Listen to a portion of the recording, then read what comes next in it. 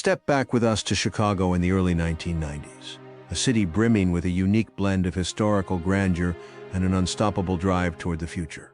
This lively street scene, captured in a moment of everyday activity, perfectly encapsulates the dynamic energy of a metropolis on the cusp of profound transformation. The L train rumbles overhead, people navigate busy sidewalks, and local businesses beckon. This wasn't just another decade for Chicago, it was an era where the city redefined itself, emerging from economic shifts with renewed vigor, driven by ambitious urban planning, a burgeoning cultural scene, and a fierce pride in its architectural heritage. Beneath the surface of these bustling avenues, untold stories of resilience, innovation, and community were unfolding, shaping the Chicago we know today. From the intimate street level, we ascend to a broader vista, looking down Columbus Drive in a wintry February of 1996. Grant Park, often called Chicago's front yard, stretches out, offering a grand perspective of the iconic skyline. In the 90s, this park was more than just green space. It was a stage for monumental events, a testament to Daniel Burnham's vision of an open, accessible lakefront. The towering skyscrapers, each a vertical marvel, were not just office buildings but symbols of Chicago's economic might and architectural daring, quietly reflecting the city's relentless upward trajectory and constant evolution against the gray winter sky. Venturing further into the city's fabric, we find ourselves on Congress Parkway in February of 1996, a vital artery weaving through Chicago's diverse urban landscape. Here, the grand vistas give way to a more intimate look at the city's residential and commercial blend. The architecture tells a story of different eras, from ornate stone buildings to more utilitarian brick structures, each bearing witness to the city's layered history. While the skyline may have been dominated by modern giants, these streets were the backbone, where everyday life unfolded and communities thrived amidst ongoing urban development. The for sale banner on one building hints at the constant churn of urban life, with properties changing hands as neighborhoods adapted to the city's dynamic growth.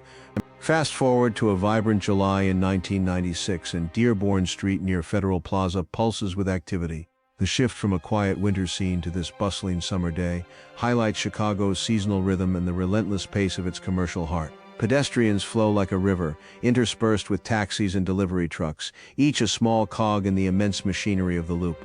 The skyscrapers loom overhead, casting long shadows, but the street level is all human interaction and commerce. This particular stretch, with its proximity to federal buildings, epitomized the serious business of Chicago, a place where legal, financial, and governmental power converged, drawing thousands daily into its energetic vortex.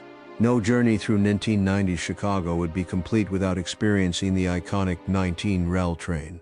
Here it majestically curves from Wabash Avenue onto Lake Street in February of 1996, a steel serpent weaving high above the city's grid.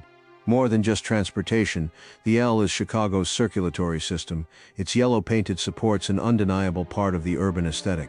In the 90s, as traffic intensified, the L became even more critical, connecting neighborhoods and the loop, a constant rattling reminder of the city's relentless movement and its unique blend of industrial heritage with modern necessity. Its pervasive presence meant that even on foot, you were never far from the sound or sight of a train passing overhead.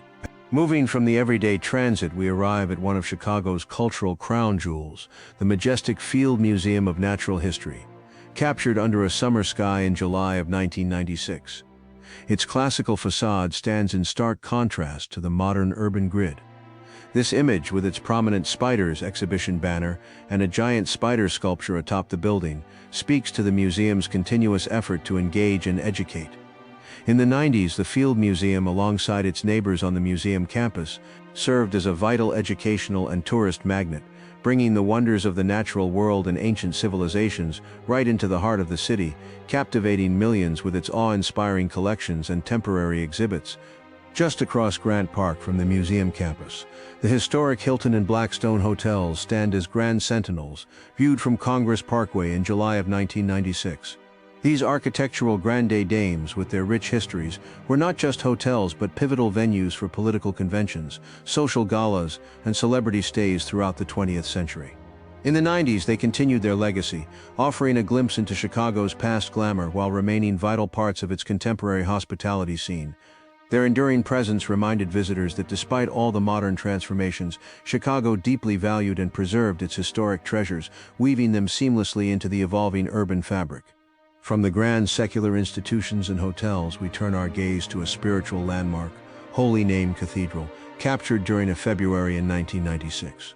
Its Gothic Revival architecture, with soaring spires and intricate stonework, stands in serene contrast to the sleek modern skyscrapers that began to encircle it in the 90s. This juxtaposition speaks volumes about Chicago's layered identity, a city that honors its deep-rooted faith and community traditions even as it reaches for the sky. The cathedral remained a vibrant center of religious life, its enduring beauty a testament to the city's diverse spiritual landscape amidst its relentless modernization. Returning to the pulse of the city, we find ourselves again beneath the powerful embrace of the Yell train on Lake Street, seen from Wabash Avenue in February of 1996. This perspective truly emphasizes the raw, industrial beauty of Chicago's elevated rail system. The massive riveted steel girders form a golden canopy, a constant feature of loop life. It's a reminder that even as the city transformed, certain elements remained constant, defining its character. The sounds, the shadows, and the sheer scale of the L were, and still are, integral to the sensory experience of downtown Chicago in the 90s, a symphony of urban existence played out overhead.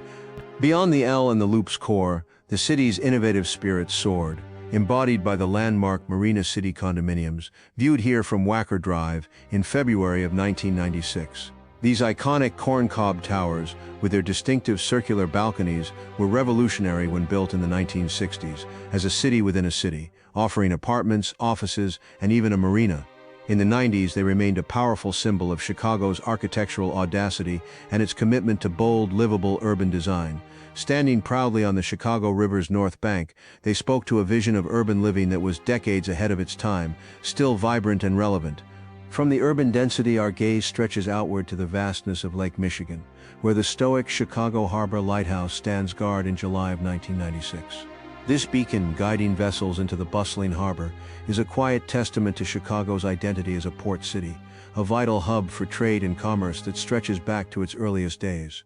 In the 90s, as leisure activities on the lake grew alongside commercial shipping, the lighthouse remained a steadfast symbol of both welcome and vigilance, connecting the sprawling metropolis to the boundless horizon of the Great Lakes. Returning to the city's grand boulevards, we take in a classic view looking south along Michigan Avenue from Van Buren, bordering Grant Park, in July of 1996. This majestic thoroughfare, often called the front door to the city, showcases a harmonious blend of historical architecture and modern storefronts. In the 90s, Michigan Avenue was a vibrant artery of culture and commerce, home to prestigious institutions, luxury retailers, and stunning views of the park and lake. The streetlights, designed by the famed Prairie School architect Frank Lloyd Wright, add a touch of timeless elegance, highlighting the city's dedication to aesthetic excellence in its public spaces. Reaching higher into the sky, we see two undeniable symbols of 1990 Chicago, the distinctive John Hancock Center and Water Tower Place, towering over the cityscape, captured from the Sheraton Hotel in February of 1996. The Hancock, with its iconic X-bracing, was not just a skyscraper, but a complete vertical city, pioneering mixed-use development. Water Tower Place, directly across Michigan Avenue, revolutionized urban retail with its multi-story shopping mall. These structures represented Chicago's continued ambition to build higher, bolder, and more functionally integrated spaces, solidifying its reputation as a global leader in architectural innovation and urban density. Our architectural journey brings us to another quintessential Chicago landmark, Buckingham Fountain, from which we view the impressive Loop and Lakeshore East skyscrapers in July of 1996. The fountain, a grand Beaux-Arts masterpiece, serves as a magnificent foreground to a skyline that was constantly evolving in the 90s. While many of the towering structures were already established, the area to the east, Lakeshore East, was beginning to see the early seeds of what would become a massive residential and commercial development, transforming former rail yards into a vibrant new neighborhood, promising even more dramatic changes for the city's future profile. Continuing our gaze from Buckingham Fountain in July of 1996, the Chicago skyline stretches across the horizon, a breathtaking testament to human ingenuity. The Sears Tower, still reigning as one of the world's tallest buildings, dominates the scene, a symbol of Chicago's boundless ambition, but the real story here is the quiet revolution taking place on the ground. Beyond the fountain, hints of construction cranes point to ongoing development, particularly in the Lakeshore East area. This once industrial expanse was being reimagined as a lush, integrated community, showcasing Chicago's commitment to reclaiming and repurposing its urban spaces for future generations, even as it celebrated its existing giants. Crossing the Chicago River on Michigan Avenue in February of 1996 offers another iconic perspective, showcasing landmark skyscrapers that define the city's architectural legacy. To the left, 333 North Michigan Avenue, an Art Deco gem, stands proudly. Next, the striking black and gold of the Carbide and Carbon building, another Art Deco masterpiece, draws the eye. And to its right, the London Guarantee building, with its classical elegance, anchors the scene. The Michigan Avenue Bridge itself, a double-leaf bascule bridge, is an engineering marvel, silently lifting to allow lake traffic to pass, connecting the vibrant north side to the historic Loop, a daily dance of steel and concrete. Looking south along Michigan Avenue from Wacker Drive in February of 1996, we grasp its role as a key artery of Chicago. This grand thoroughfare is more than just a street. It is a conduit of commerce, culture, and daily life. The Chicago Auto Show banners visible on the light poles remind us of the city's role as a major convention hub, drawing visitors and businesses from across the nation and the globe. In the 90s, Michigan Avenue was a ceaseless river of activity, reflecting the city's economic vitality and its enduring place as a center for trade and entertainment, always in motion, always evolving. From the bustling thoroughfare, we pivot to a broader view of Chicago's cultural heart, the sprawling museum campus seen from Navy Pier in July of 1996. This unique collection of institutions, including the Field Museum, Shedd Aquarium, and Adler Planetarium, represents a commitment to public education and scientific exploration. In the 90s, the museum campus was a magnet for families and tourists, offering a world-class experience against the stunning backdrop of Lake Michigan. This panoramic view underscores the city's thoughtful urban planning, creating a cohesive, accessible hub where knowledge and wonder converge, easily reachable and enjoyed by millions. Stepping onto Navy Pier itself in July of 1996, we witness one of Chicago's most dramatic transformations of the decade. Once a decaying freight pier, it underwent a massive revitalization project, reopening in 1995 as a vibrant entertainment and cultural destination. The colossal Ferris wheel, which is just out of frame but central to the pier's new identity, symbolizes this rebirth. This image captures the pier's new life, families strolling, cyclists enjoying the lakefront breeze, and the grand old head house restored to its former glory. Navy Pier became a powerful emblem of Chicago's 1990s Renaissance, showcasing how the city could reimagine its heritage for a dynamic future. Leaving the grand public spaces, we find a quieter, more residential glimpse of Chicago on North Dearborn Street in February of 1996.